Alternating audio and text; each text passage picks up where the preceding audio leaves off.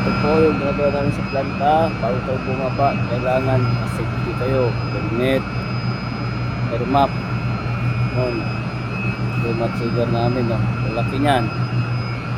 Ito. 2.5 tons. Yan, bawat isa. Matsigar namin. Araw-araw yan. Check namin. Inspection. On, gumagana. Check lagi na yung parameter na. Ito. Ito, condenser. Condenser yan. Ito, evaporator. Ito yung chiller namin. Yan, 24 peraso. Dalawang location, dalawang building. Isang building, 12. Kabila, 12. Ito po. So, tingnan natin yung gumagana. Check natin yung parameters niya. Ito.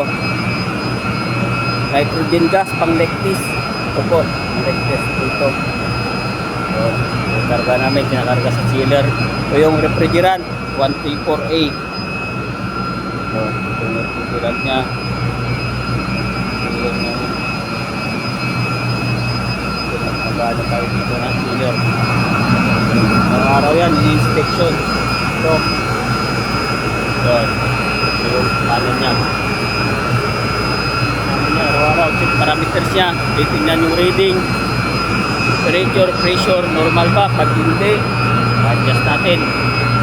Ito. Yes, check valve. Doon sa taas compressor. Doon. Compressor sa taas. Doon yung oil filter. Dito yung oil level. Refrigerant filter. Ito. Ito. Oil yan. Oil.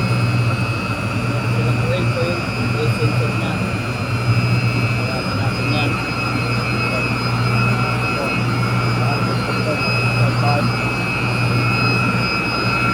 Yung parameters natin. Para yan, check namin. Lahat. Yung flow switch nya. Check yan, inspection yan. Monthly. Kailangan check yan monthly. Ito.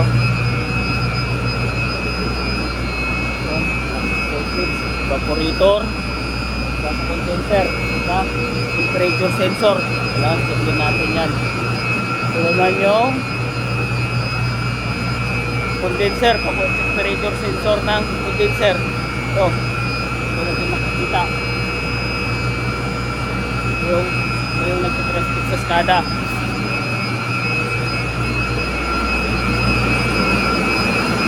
Yung differential.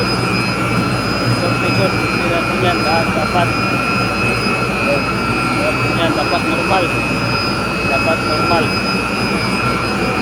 Okay. Dahil planta namin.